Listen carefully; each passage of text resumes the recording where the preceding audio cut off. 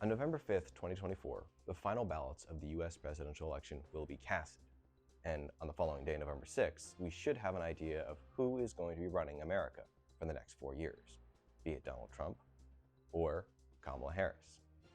Regardless of the outcome, one of the things that I've heard quite a bit is how to kind of have an idea of what's going on for this election cycle. Who's doing well, who's doing poor, and how can we get a better idea of who might win? Today on World Made Simple, we'll take a look at the sources and resources we can use to determine what the state of this election is, how reliable they are, and overall what the state of the election is as of today, Sunday, November 3rd. Hey guys, Bill here. Welcome back to another episode. So I know a lot of you guys were expecting the 5th generation fighter video today. Unfortunately, that is going to be pushed back again. I apologize. So next week, we're going to have our 5th generation fighter video. And on Friday, we are going to be having our Surigao Strait video. So the reason these two have been moved back another week is because you all opted this week to have a week covering the US presidential election. I know there's a lot of people who have mixed feelings about this, and frankly, I do too, but I've been receiving requests both online and in real life for me to do some coverage on this to simplify, because oh boy, this election's a hot mess, just like every other election, but this one's on steroids. So I'm going to go over essentially where some of this information is coming from to kind of gauge us towards who's doing well, who's doing poorly, and what the state of the country is. So I'm going to give you two resources to where you guys can get decent information and one that kind of gives supporting information. The first one is pretty obvious, and that's polls. Polling, everyone knows about at this point. It's probably been on your TV way more than any of you would like. Polling basically is a process where an organization, sometimes it's a news agency, sometimes it's a college, sometimes it's independent organizations, go out on the street, find citizens, and ask them questions regarding the election. These can be pretty straightforward questions about who you're going to vote for, or it could be, what is your biggest concern for this upcoming presidential election? Be it the economy, borders, abortion rights, whatever it happens to be. So you can get a lot of information from this data, and the candidates can both take this information and essentially determine where they need to go, what issues they need to tackle, and overall the state of their campaign. Now, there is a bit of a catch when it comes to these polls. If the poll is conducted by a group with bias, that often shows in the numbers. So you can have some polls that are very much biased towards one side of the political spectrum or the other. This makes it kind of hard to rely on polls completely. Additionally, last two election cycles of the presidential election, the polls have not really been super accurate. In some cases, they've been off as far as 5 or 6 points in the end with the election done and finished. So polls are a great place to get information, but they're not necessarily the end-all be-all. So that's all the polling. Next thing we're going to talk about is the early vote and the mail-in vote. These are two things that really in the past hadn't really occurred as much or were not as big of a factor, but they really started hitting in 2020 when the pandemic occurred. You didn't have people who wanted to go out to the voting office because they were afraid of COVID at the time. Now, COVID is no longer an issue for the most part. There's little spurts of here and there. That's a whole different topic. But mail-in voting and early voting are still two really big things that people have done. And this year in particular, it's been very heavily monitored. So this process is basically, if you do not want to vote on the Tuesday of the election, be it for work reasons, for time reasons, or you just want to get ahead of it, you can go to a local polling office and put your vote in that way. Nothing more, nothing less. For mail-in votes, exact same thing, except instead of going to the polling office, you literally take an envelope, stick your vote in that envelope after filling it out, and give it to the polling agency by mail. So, two different ways. The reason that people are following this a little bit more closely is because it had a major impact on the 2020 and to a lesser degree, the 2022 elections, being the presidential and the midterm elections respectively.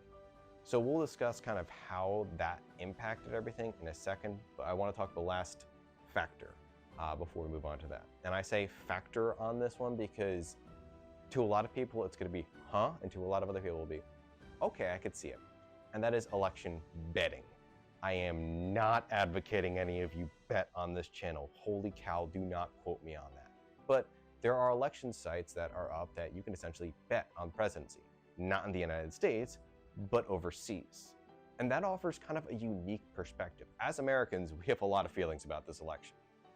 we don't often get the viewpoint of someone beyond the United States and seeing their view on this election cycle, because the American presidency, and I don't mean to sound arrogant, it affects a lot of how the world works. The Ukraine war, Israel and Gaza, even what's going on with China and the island that shall not be named. There's a lot that goes on around the world that America is involved with. So the presidency absolutely matters to them. With that being said, you need to take this with a grain of salt too, because this often just kind of reacts to what's going on in the news cycle. And very good example, over the last couple of days, it's gone up and down based on what's going on. Trump had a huge surge for a while, and now he's having a huge drop because of how the news cycle works. So while it's a good way to see what the rest of the world's view is and the confidence they have in whoever's running, it also is dependent on the news cycle, and there's a lot of bias in the news one way or the other. So take that with a grain of salt. So those are our three sources, but what do they say about kind of the state of the election? First one we'll take a look at is the betting odds, and right now it has Trump up between 5 to 10% in the odds. That sounds like a pretty good margin, but in reality, that's still kind of a coin flip with a slight edge towards Trump. So not a make or break. When it comes to the polling though, we get a lot of different viewpoints on that. And that's just because of all the information we have. The polls are primarily conducted in 7 states, and we call these swing or battleground states. And anyone who's been watching the news lately, you're probably like, we really got to go through them? Yeah, we do. So the 7 states are the Rust Belt in the north, being Michigan, Wisconsin, and Pennsylvania, and the Sun Belt in the south, being Arizona, Nevada, Georgia, and North Carolina. Those states make up the 7 states that are essentially going to make or break this election.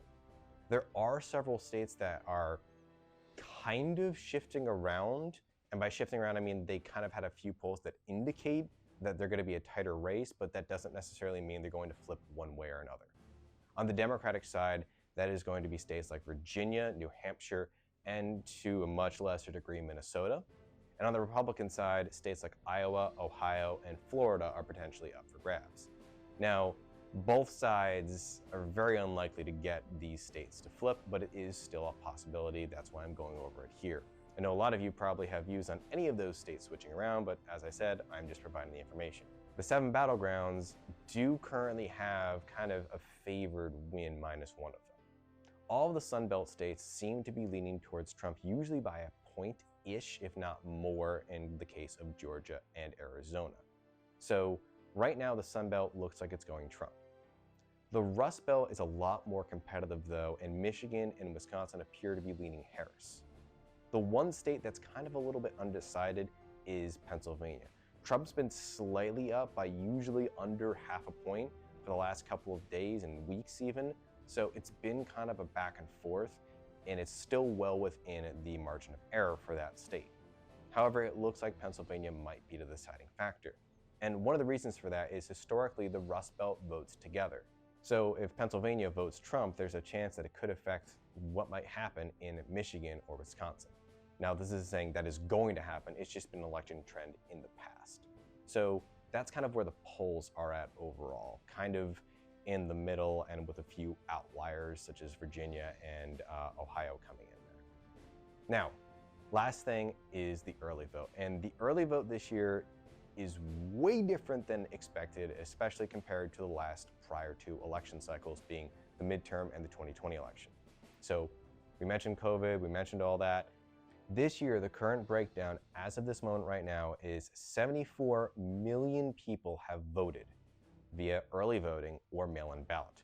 And right now, 40% of the people who have voted are Democrats, 40% of the people who voted are Republican, and 20% of the people who voted are independent. This is not saying that every single one of those individuals voted along party lines or voted independent. This is saying who has voted. And the reason this is different compared to the other elections is Republicans are on an even playing field in a lot of states compared to their Democratic rivals. Now, this is not saying that they're ahead in every state. They are ahead in most of the Sun Belt states, but in terms of the Rust Belt, they're outperforming what they normally have. A good example is in Pennsylvania. In Pennsylvania, during the 2020 election, there was 1 million more Democrats who voted than Republicans in early voting. This year, that number is hovering, I believe it's at 300,000 or 400,000 upon last count. So the Republicans have definitely closed that gap. There's a lot more Republicans voting early. However, we're not really sure if this is going to translate on election day, because some of these people might have been pulled from the election day vote to do the early vote. Additionally, this also might be a sign that there's a lack of enthusiasm from the Democratic Party and the Democratic voter base. So there's less Democrats going to the polls. Whatever the reason, it's definitely an indicator that Republicans are going to the polls earlier compared to the last couple of election cycles. So with that being said, overall, it's still a toss-up right now based on all of the data we have today, Sunday, November 3rd. This election cycle has been nuts. I could literally put this video up at this very moment and a news story could break that can throw all of this out the window. But this is the information I have for you guys. I'm aware this was a very different video, and I know I said like at the end of almost every other video I do now, but this is way off the beaten path from what I normally do. So I want to get your kind of feedback from this. And if you think that this was biased, if you think this was non-biased, if you think I forgot something, I'm happy to look it over. I want this channel to grow and I want it to expand. And the only way to do that is with your help. So if you guys have any suggestions, anything that you want to discuss in the comments below, I'm happy to do so. The one thing that I do not want to do with this video or even in the comments below is bring my personal viewpoint into this. I am simply presenting you all the data that I have one way or another. This is just reports from both sides of the aisle and the middle and giving you guys all the information that I have. All right? So Friday we'll talk about who won and why they might have won.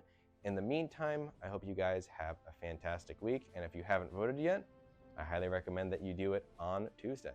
Otherwise, enjoy your week and take it easy.